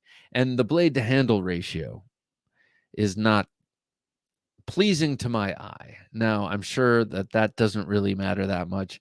It looks like a workhorse. It looks like a full handle, and that's important. And the recurve really does serve a purpose, especially in utility, especially in trapping materials. If you're doing a push cut, say, through cardboard or rope, or a pull cut, anything like that, the recurve is awesome to have. And the curved chisel tip on this thing will no doubt be, I guess it's not that curved, but that chisel tip will be quite useful, and the point is center line. But man, it looks big, and it looks like a pocket hog. So this is one of those designs, you love it and you want to carry it, and that is that. To me, it's just a little bit off. But again, it's the uniqueness of this designer's work, and the bigness, the very bigness of it. And it translates here. It does look like a shark, but a lot of knives do. So there you go. Okay, so I wanted to mention a if you want to spend if you want a very good bug out knife folder, and you're going to pay some money for it, but that you're getting something really good, but it's also something that might not tempt you to carry. You picking up what I'm putting down? So this is, like I'm saying, it's a more expensive knife than you might want to spend on something you're not going to carry, but that's the beauty of it. It's a very good knife, but it's not that tempting in day to day. It's the kind of thing that you leave in a bag, and heaven forbid you need it in a survival situation. It's a great thing to have. Okay, you get what I'm saying? All right. It's the Gerber Cedullo. And I really respect this knife. It is not, to me, the most exciting knife, but conceptually, it is. It's a Gerber made in the United States, I believe in Oregon. It's a USA made Gerber with a very, very well ground. The edge is perfect on mine anyway. Very well ground blade, very thinly ground, full flat ground, yet robust at the spine. Work knife blade. It's got a very, it's got ballistic, and I shouldn't call it that. It's got, what do you call it? High tensile plastic of some sort of FRN handle with great texturing, a very nice deep carry pocket clip with well thought out pocket clip. For those who want a lanyard hole, it's nicely tucked away so you don't see it, and it's got great axis lock style action. Now I can't remember what Gerber calls their bar lock. I'll remember in a minute, but a great action, just an excellent knife, a very, very good knife. But again, when I have exciting things around like this, I'm not so tempted to pick up the Cedullo. And all of that said, I do not have it in a bug out bag, but that might be where it ends up, like in the best bug out bag, because this would be a knife that I would rely on for sure in a situation like that. So anyway, Gerber Cedullo could make a very good one. It was between this and the Zilch, but I was like, the Zilch is a great knife, but just not heavy duty enough. And yes, it's $20, and I would easily spend, buy a bunch of them and throw them in a bunch of different bug out bags. But why not just spend a little bit more and get something that you could rely your life on? Hero says, has anyone handled the the J Cape Mini? Something obscene company, J Cape Mini. I didn't expect it, but got one on the secondary for a little over $300. It's the River Edge. Oh, cutlery exclusive it's not okay. In burlap micarta and titanium handles and studs, dark acid wash. Dude. Oh well, thanks to you, I got to experience the full size. I loved that knife. I love that knife. Such an amazing blade, and such a great handle. And that goofy looking lightning clip did not look so goofy in person. Felt great in hand. All the things that I thought would turn me off from that thing didn't. Shane says that Kaiser almost makes me want to break my U.S. only knife rule. Oh, does it remind you a bit of a Medford, Shane? I mean, to me, it has a bit of a Praetorian vibe. Only, in spirit. It doesn't actually look like it, but it has that sort of Praetorian spirit in its, I'll say it again, audaciously large, broad blade. The audacity. Christoph says, that's crazy, but the textured tie October is mind-blowing. Oh, yes. Oh, God, with the sort of wave patterns or the concentric circles or whatever they are. Raindrop, it almost looks like a raindrop Damascus, the way they engraved it. It is beautiful. Cold Steel Collector says, my comment on the Signature Series Leatherneck seems to be gone. I'll repost my response to your question, though, Bob. Okay. All right. I am interested. I like the Signature Series knives. I don't have them all. But my most prized Signature Series knife so far is, I think, the first one he ever did, which is the green handled Vaquero with the black blade and the serrations, and his like third grade school teacher signature on it. It's like the most wicked, Yatagan inspired serrated like bit of nastiness, and it's got his Lynn Thompson in perfect third grade cursive on it. I love that. He says, I feel like the Lynn series is a great concept, but too high priced for only being D2. If they did it in S35 or 3V, then okay. Yep, agreed. But I wouldn't want that in S35. That's too big. I would want that in 3V, and that would definitely pump it up. Their 3V knives are very expensive. I think that's how I ended up getting this one for a good price. I'm not sure if they're going to keep the Taipan in VG10 Sanmai, or if they're moving them all to 3V, but they're 3V. Excuse me, the 3V version of this is in the 400s. The 3V version of the Natchez Bowie, a knife that I have a serious Jones for, that's in the 550 range. And I'm sorry, man, I just don't see myself paying that kind of money for a cold steel. I just don't. Even a Natchez Bowie in 3V, it's way too much money. But I guess that is an expensive steel. But is it that expensive? I don't know. I don't know. I tend to think no, but then again, working as a blade that large at scale, who knows? Maybe the price really does go up due to expendables like belts and all the stuff you have to work 3V. But is it that hard to work? I don't know. It's a tough steel, so does that mean I don't know? Well, I don't know, but what I do know is that if you want certain cold steel knives, I say get them sooner rather than later. First of all, you never know when something's going to be discontinued, and wouldn't it suck to have the Taipan discontinued? I know it's kind of one of their flagships, but imagine that your only option is to find one on eBay for $900, and you're like, oh, why? Shaking your fist at the skies, wailing and gnashing of teeth. This I really love. Let me show you this real quick. The Counterattack 2 in this killer little sheath. First of all, this sheath is awesome.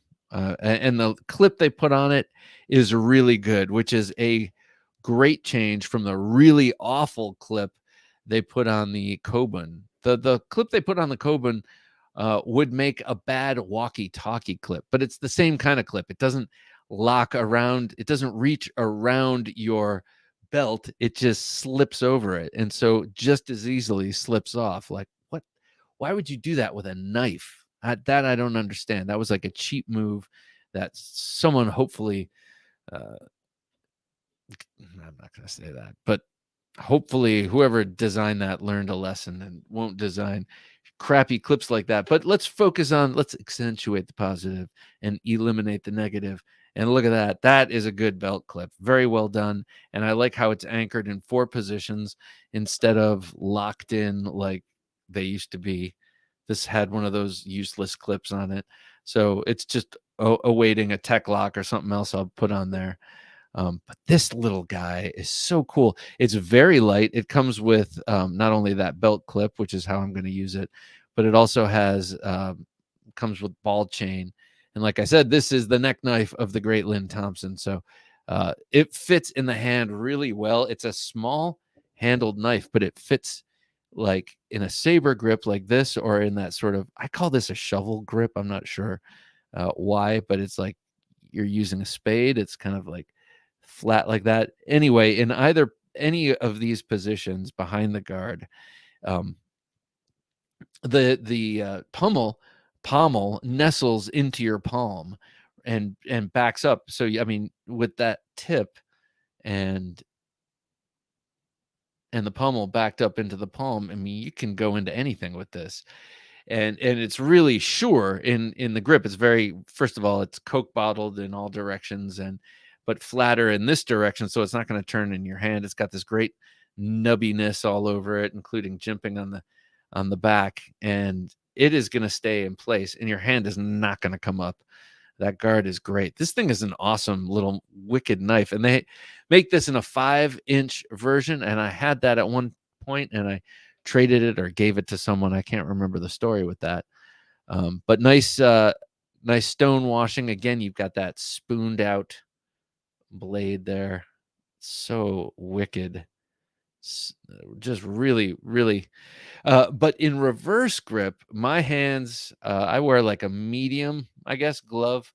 My hands are not huge, but look at this. Look at how perfectly that fits in there. And, just make a tight fist and cap the thumb like this. And this little 3.3 inch, I guess I should say, 3.3 inch blade can be used to great effect. I love this little thing. I'm glad I got it. And I want more daggers in my life too. I'm not trying to say I'm Bowie exclusive, of course, but more daggers in my life for sure.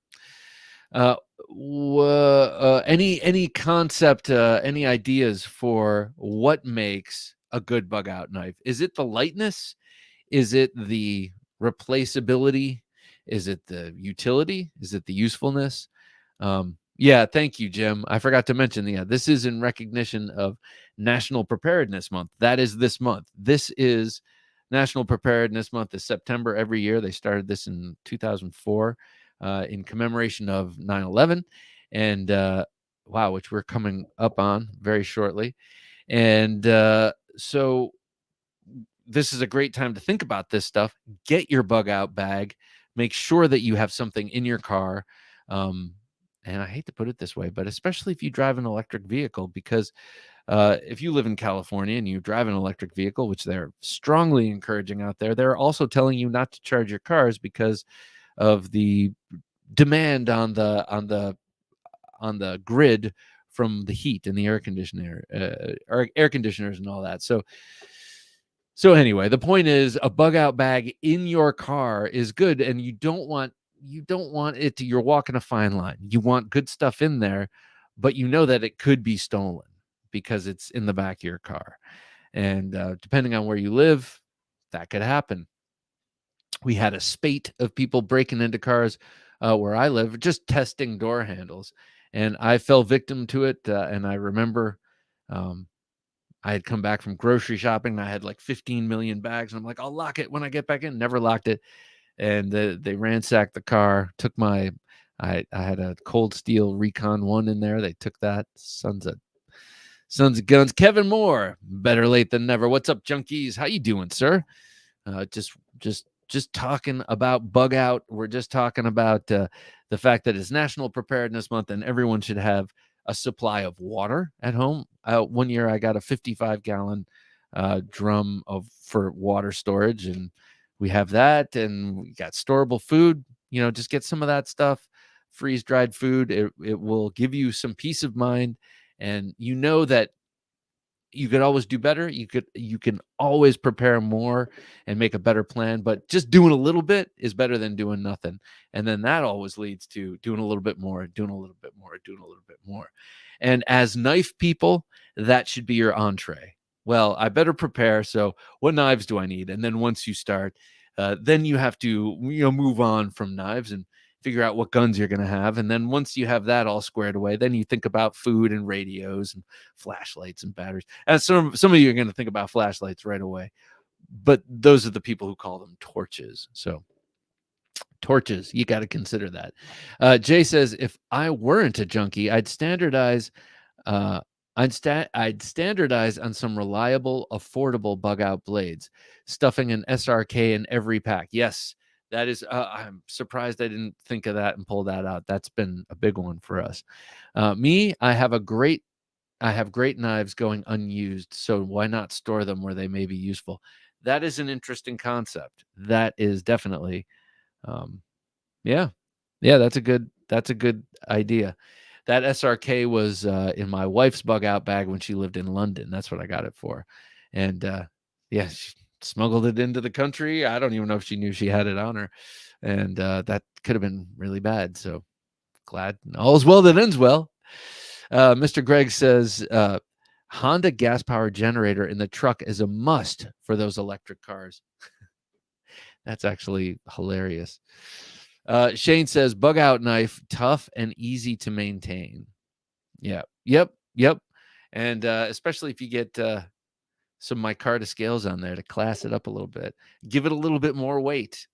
Ket McNesshart says my bug out bag has a Mora Garberg in it at the moment. I don't know why my eyes read that differently, but a few different fixed blades rotate through there. That's funny. That Garberg is a nice knife, and I think I need to up my Mora game and get like a companion or something just to have it. I know they're great knives, and it could end up being, I do have a real old school red handled Mora. It's kind of like a shop knife, but I want to get a happy handled. one, with rubber on it. One of those kind of moras. Kevin says, I have great bug out bags. I live where the hurricanes like to visit. You just got to be ready. Right on, Kevin. So what are your main bug out bag knives? What do you think are the best? What do you put in yours? Billy Spar, good to have you here, Billy.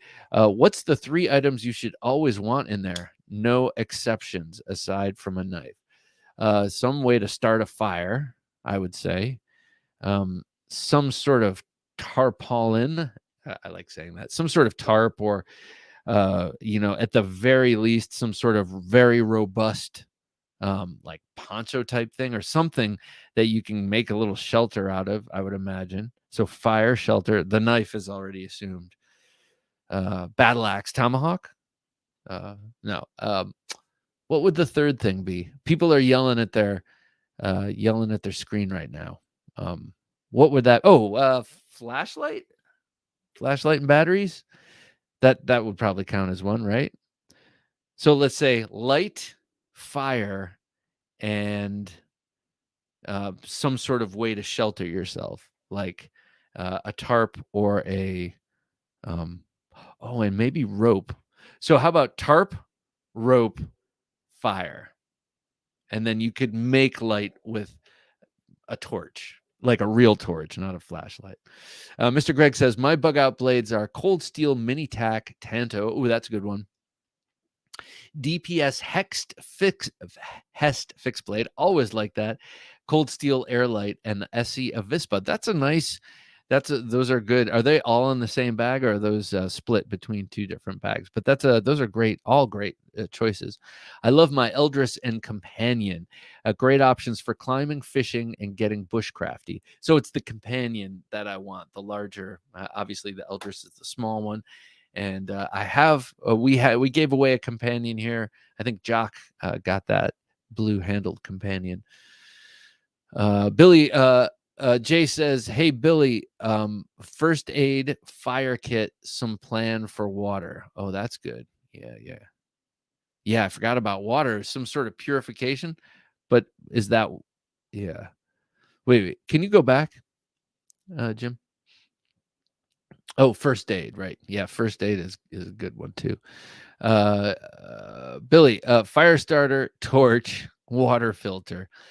Yes, I'm seeing that a water filter is a very good idea. So cut the string. You could make string from vines, with your knife. So a Condor bush glider in the bug out bag. Ooh, what's the bush glider? That's cool. Now I'm into Condor, not now, but I mean, I like Condor.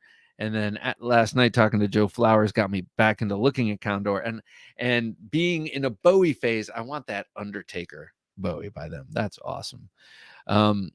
Chicken Snake, Emerson Sachs.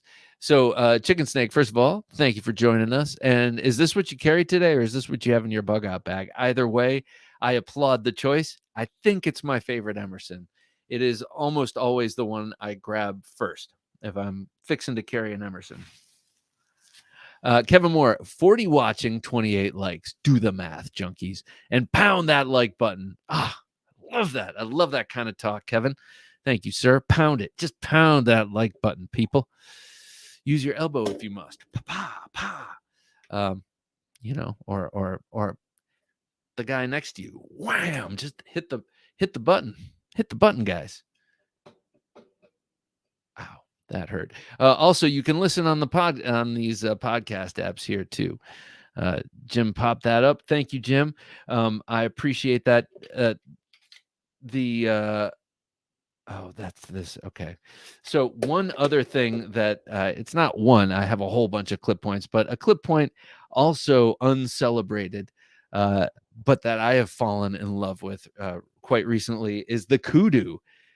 Who knew about the kudu? I got a kudu that was a total lemon when they were doing the pull ring, ratcheted pull ring locking system. And I pulled it the very first time I opened it and locked it. I pulled it to close it, and the piece of metal that held the ring, it just broke. Just the thing just broke. Irreparable damage.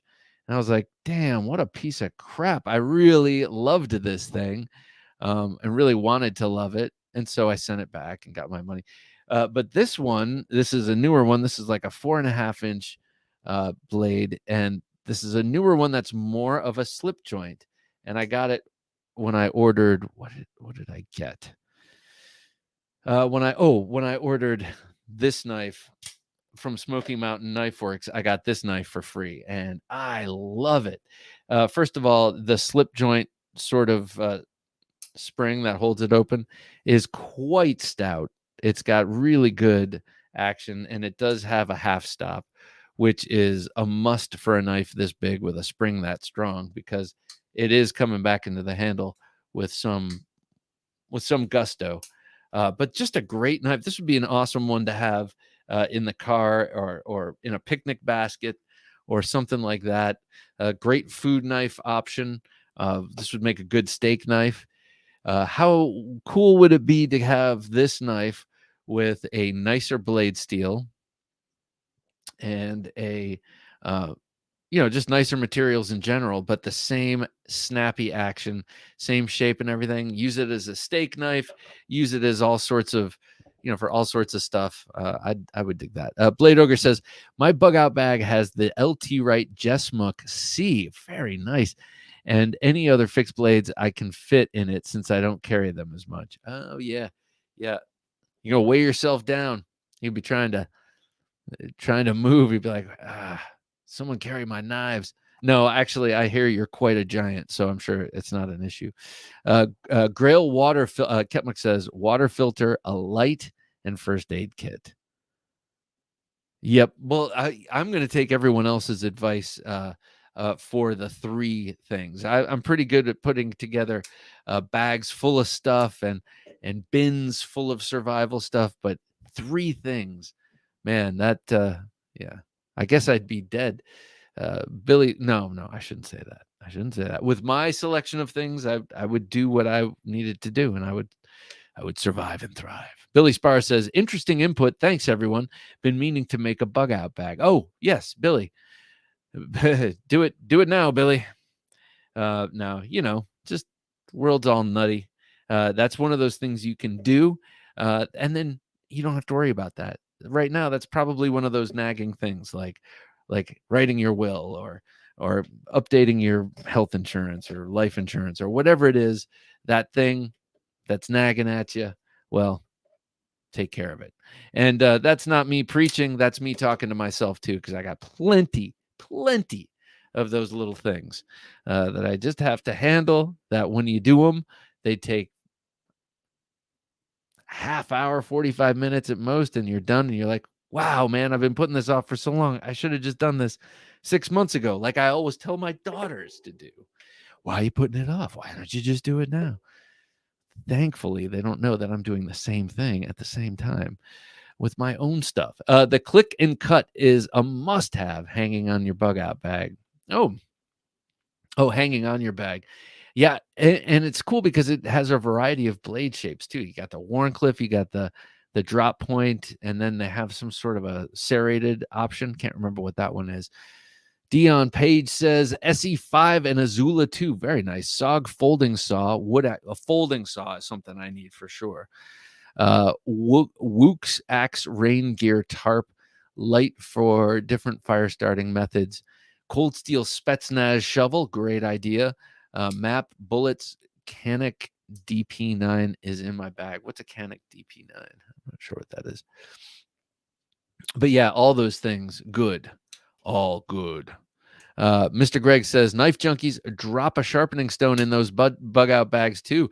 Yes, you know what? It's funny you say that, Mr. Greg, because I have in each bug out bag, I have some really lame sharpening options back from when I was putting them together.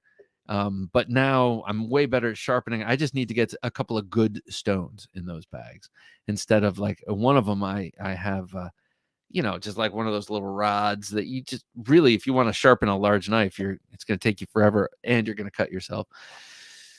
Billy says, water system in the city I live in is under an advisory for the next couple of days. So stocking up, preparing has been on my mind. Man, Billy, I'm sorry to hear that. That's nuts, man. Where I was just hearing somewhere about the water in somewhere in Mississippi. That's in a very bad state, and it just shocks me, man. In 2022, we gotta look after our stuff a little better. These cities are running themselves into the ground. James Moore says, "I'm remiss I'm not ready. I'm remiss I'm not really having a bug out bag, but I think my go-to knife, if I would have to be my Deshorn Imvubu folding knife. Washers 3.8 inches, Nitrobe 77 clip point blade, great user grind. Classiest man in the apocalypse with that knife, man. But your Victorinox Swiss Tool RS would also be great in a bug out bag for sure. Hey, James, you know what? This would be a fun experiment. Not experiment. It would just be fun for buying a knife way outside your area of interest. When you're putting together your bug out bag, which you're going to do after this conversation, which I hope everyone does. If you don't have it, is cured meat, cheese, flask, and drink of choice, no doubt. Start making that bug out bag or that case at home that kit where you keep everything. And the thing that can get you started is researching. All right, I want a knife, and I want to spend a fixed blade knife, and I want to spend under 90 to about whatever your thing is, and do the research and get psyched about it, and start building your kit around the knives. It can be done, and give yourself 3. Be generous, a good utility fixed blade, a good robust folder, and then something a little bit bigger, a little bit spicier, just in case. Chicken Snake says, just grab a Spyderco rod kit. Yeah. That's true. That's probably what I would do, is just grab my my triangle sharp makers. I've been using them for so long, I can just freehand with them, so to speak. Never Enough Knives says, love my Silky Gomboy saw, and the Corona razor tooth is a great lower cost option. Oh, okay. I was reading that like it was some other language. Silky Gomboy. Okay. I know that there's a really cool one from somewhere in Northern Europe, some Denmark or something like that. Famous folding saw. I don't know. Oh, there we go. I'm losing energy. I feel it. I'm going to take a sip, and then I'm going to start closing out the show. But there are a couple of knives I want to show off before I do so. To make their trip out worth it. Okay, a couple of my favorite clip points. Also, classic shape of the SOG, the Mac V SOG Bowie. This is the Super Bowie by SOG. That's the 7-inch blade, as opposed to their usual 6-inch. Awesome knife. Love this thing. Hollow ground, Aus 8. Beautiful, beautiful coating on the blade. I'm not sure exactly what it is, but I love this thing. The Bug Out Bag Rabbit Hole is a ton of fun. It led me to the knife community. Oh, cool. See how good things can happen in your life if you just prepare. And the other one I wanted to show was, right here. One of my favorite clip points of all time, the number 1 blade. This is the number 16, but that's the number 1 blade. The clip point on the beautiful Randall number 1 is awesome, but also the one on the 14 is even more Bowie like. And now that I have this one out, I really, at some point in my life, should get the 14 as well. 2 great knives, and then 2 more before I just have 2 more, I promise, that I have to show, and these are also great bug out options. I would consider off-grid knives. They have excellent knives, both fixed and folding, made by Best Tech, which we know is awesome. Oh, thanks, Hero. Awesome pair. Best Tech is awesome, and here are a couple of really good options for fixed blades from off-grid knives. The first one you've heard me talk about a lot. This is the Grizzly, a great camp and a light camp and food prep knife. This is light in weight, but you can do a lot with it. It's Aus 8. It's got a very tall grind, very thin and slicey. Awesome in the kitchen We've used this as a travel food prep knife, but also would be robust in the camp. The only thing, you could pound that through wood, but it's not that wide a blade, so you might not get very good batoning with this, but really nice knife. Lone Wolf, good to have you here. How do you keep yourself from packing a survival bag? I started Bugout 72 hours, and I'm now loaded for anything. Oh, cool. I don't know. I think it's fun, actually. And then this one is here. This is another off grid. This one is in a Scandi grind. And what the heck is this one called now? I'm forgetting what this one is called, but I really dig this one. And this is a special edition with the blue denim and black micarta, but just a great knife. They have off-grid knives, has all of their fixed blade knives, I believe, are just around $100 or less, and in some cases substantially less, and they're robust as hell and wonderfully made and wonderfully designed by a guy who does a lot of camping and adventuring, and then wonderfully made by Bestech, who just makes awesome knives. Hero Stick says, I feel like Off-Grid is emerging as one of the strongest budget brands out there for tactical knives. I could not agree with you more.